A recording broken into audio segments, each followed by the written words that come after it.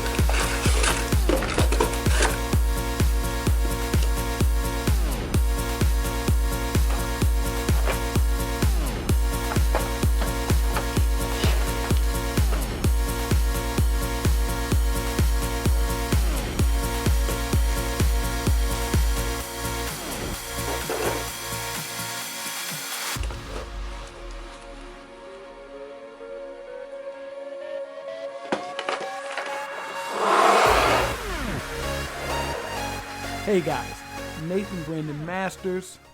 This is the Paul Rubens Watercolor Journal. It's 100% cotton with the paper weighing in at 140 pounds and it's 300 GSM. This is hot pressed watercolor paper, so it doesn't have as much tooth as cold pressed, and it's 7.6 by 5.3. So a very nice size for this type of journal. But there's some caveats, and not necessarily negative. So I bought this specifically to review on this channel. You know, one of the things I tend to do is if I see something that looks pretty good and I don't see a lot of information about it, I get it and talk about it myself, which is good for me and it's good for you. The branding is emblazoned right on the front, a little bit different than what's going on with the moleskin, but it does have that ever so important elastic strap that's become a staple for journals such as these. And when you open it, it has a nice black page on the front that's actually glued to the cover. Now, my assumption was that was to protect from that first page being glued to the cover, but when I turned it, that wasn't the case. So that page was glued to the cover, which brings me to the next thing. These pages are perforated, which is the caveat I was talking about.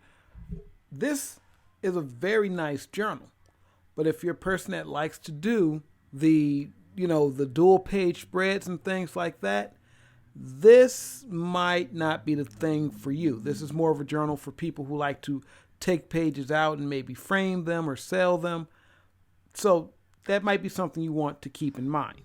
But the question we want answered is, how good is the paper? So I'm not going to use the Arteza paints today. We're going to go with Arcoy watercolors. That's what we've been using all this time. So we're going to keep with that. So I'm going to run a few tests on this, and I'm going to grab my clean water right here. I have another glass of clean water right there. So let's get that out of the way so we can jump right into it. Now, what I'm going to do here is I'm going to wet this whole pad.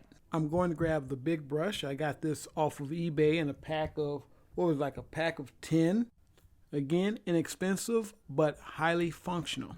And I haven't had a problem with these brushes at all. And we're going to look at how much water I actually put on this page. And actually, I think, I don't know, I see there's a little bit of blue in there, but overall, we're putting a ton of water on this page. In fact, I'm going to go for another coat, and now I'm going to hit it with the pigment. And this is what's important. Watch how the pigment spreads on the cotton paper when it's wet. That is the difference between cotton paper and pulp paper. I'll say some pulp paper. I've seen other paper that's not necessarily cotton that has a good spread. The paper in the Field Artist Journal was nice, but it wasn't cotton. It was pulp paper, and it dried quicker. So this is what you want to be able to do with this kind of paper. Now, like I say, I'm not professional at this. There's people who do this a lot better, but you see what I'm talking about. And as a matter of fact, I'm going to go through a few sheets of paper doing just this, and not just with the blue, but trying to add other colors into the blue. This is what they call charging. It's how you get various colors of various gradients and mixes of color right on paper. And what you want are smooth transitions, no hard edges. So let me show you exactly what I mean by this. So what I want to do is take this red color and go down the page. And I'm just going to go down the page, down the page. I'm going to dilute it with water. And then I want this darker red to bleed into the lighter red. And you're going to see that right here. And this is what I want to happen. I want it to bleed in. I don't want there to be a sharp point where it cuts off and then it goes into a different color. I want there to be a smooth transition. And that's what you're going to see here. And this has a lot to do with how fast the watercolor dries on the paper. So I'm also going to do add another color in right here and do the same thing. So you want that color to be able to just blend in to the other color. So that's what you want to happen, and that's what happens on this paper.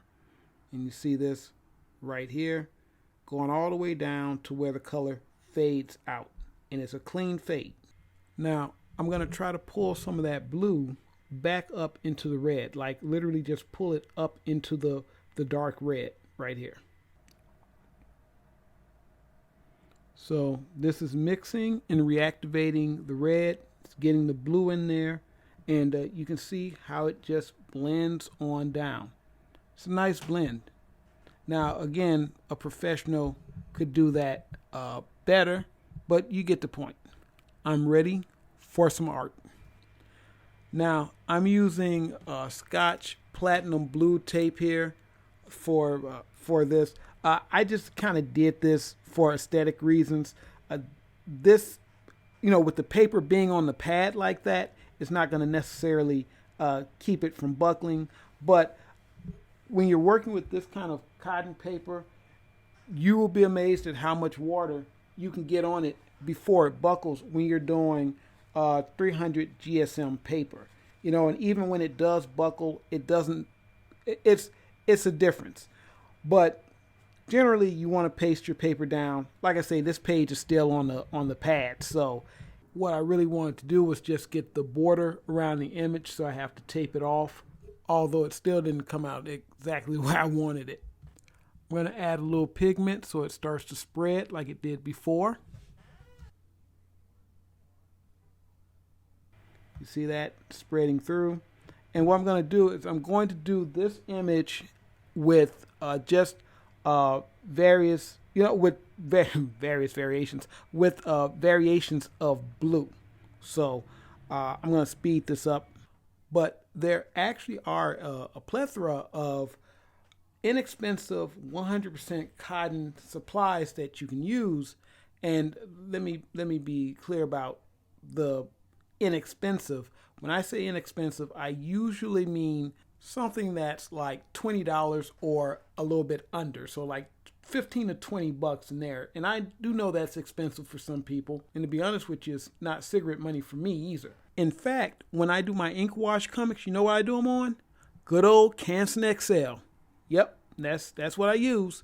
And that's something that if you're getting into art, that's probably going to be the first paper you end up buying. Canson XL. There's another paper company called Fluid, which I have one of their watercolor blocks. It's good paper. There are people who swear by it. Now, I'll admit, if I were to do an actual watercolor comic, if I were going to just do watercolor and the whole comic was going to be that way and, bright color, and I was going to use color and stuff like that, and I, keep in mind, knew I was going to make some good money from that, or even if I were going to, if I were going to be selling watercolor paintings, yeah, I could see using, 100% watercolor paper to make a book like that. But for everything else, Good old Canson XL. That's my jam.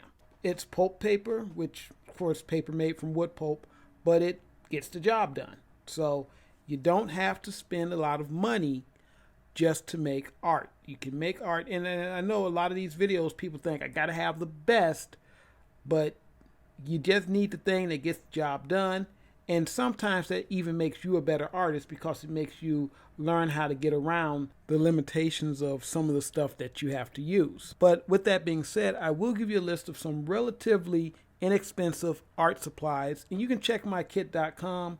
I'm going to actually have a whole breakdown of sketchbooks and things like that, and that's going to be coming very soon. But I do have a list along with affiliate links in the description. And if you buy through those links, I get a little something, full disclosure and all that good stuff. Now, the first thing, of course, would be this journal, which costs $12.98 on Amazon.com. So $12.98, you get a 100% cotton journal, 300 GSM, and it's a 7.6 by 5.3 watercolor journal. But remember, it has perforated pages. Now, Strathmore has a bunch of stuff, but you have to be very careful with Strathmore. You have to make sure it says on the page or on the cover 100% cotton, because they have like the 400 and the 500 and 300. They have these various series. So you're looking for the 500 series, and the Mixed Media Journal is 64 pages, 100% cotton, but the thing about it is the paperweight is only 90 pounds at 190 GSM, which is good. That's good paper that holds up to watercolor and things like that. It's not as thick as 300 GSM, but it is good paper, and you can do everything on this. I have one of these, and it's mine, all mine. This is going to take the place of my Canson Mixed Media Sketchbook, the spiral bound one. This is going to take the place of that one. So that is definitely a keeper. And keep in mind, when I say 64 pages, that means 32 sheets. So they're counting back and front when they say 64. And they have a small one of 5.5 by 8.5 for $11.85. So if you're strapped for cash and you want to check out a cotton sketchbook, that might be the one to go with. But they do have a 48-page journal that's 300 GSM, but it's not cotton. It's not 100% cotton. So I'd go with the $11 one. I mean, you know, that's 100% cotton, and you're getting 64 pages. They also have a 500 series watercolor travel journal, and that's 5.5 by 8. So that's going to be 20 pages, but it's 300 GSM, 100% cotton paper, and all of these are cold press. So there you go. Those are your deals. That's $14.27 again on Amazon, and you can jump between Amazon and eBay and check the prices between them. That's what I tend to do, and that's how I get deals. This last stuff I lucked out on because I got some points back, and I was able to buy it with those points. So that worked out really well. I got that Arteza watercolor we're going to check out sometime this week. And I got the Paul Rubens journal. So good times. Also, Strathmore makes watercolor blocks too. If you want watercolor blocks, 100% cotton watercolor blocks, they have those as well. So you'll find those with the travel journal. It's in this. I don't know why they put them in the same place, but I guess it's made of the same paper. And one more thing that I know that somebody reviewed on here. I saw a review for this. Paul Rubens has a watercolor block made of the same kind of paper as this. It's a 7.6 by 5.3 watercolor block, 140 pounds, and that too is 300 GSM paper. And it's the same price as this journal, and it's also 20 sheets. And speaking of this journal, take a look at this paper and look at how the color blends and how it kind of flows together. There's a lot of places on this paper where there should be a hard cutoff, and I'll show you that. I'm not using great watercolor technique here, but in this area you should see some really hard, almost like I drew it with a pencil like a color pencil, some cutoffs. Now you can see where the pigment's a little deeper right there, but look how it blends in and it goes down, it blends in. That is the difference between pulp paper and cotton paper. Right in here, you would have a very hard line with the pulp paper because it would have dried, and then the rest of it, you would have come down and tried to get that dark to light gradient like I did with the red on the other page. So one of the things that can make a not so good piece look better, especially if you're doing wet on wet techniques, because those colors just blend together. And like I say, if this looks good, go in here and look for some people. There's some people in here. I might leave a link or two in the description. There's some people in here that do this really well, and you can really see those differences between the paper. And also with this being 300 GSM paper, which is what I'm showing in this picture, I was showing that the paper doesn't buckle nearly as much as other paper. Whether you have it strapped down, whether you have it taped down or not, you're just going to have a better time with heavier paper, period. Now, remember, if you want to do 2-page spreads like this, don't get this journal. Get something like the Field Artist or something like that. And even though it's not cotton, it will allow you to do the dual page spreads. There's other cotton sketchbooks out there. I reviewed this one specifically because of its price point. But if you like doing those double page spreads, you might want to get something else. But if you want to experiment with cotton paper and you want to have something that you can take the pages out, this is for you. But since I have this here, look at her shirt. Look at her shirt and look at the blue in the background blended very nicely, but look at the way that green in that shirt is. You see those hard edges in there, and you don't see that here. So that's difference between paper. And to be clear, the Field Artist does use very nice 300 GSM paper, but it's pulp paper and it dries very quickly, and you get those differences. So you got to be quick to get in there and try to do your thing. But other than that, guys, that's it. You take it easy. Nathan and Brendan Masters. Hope to see you tomorrow.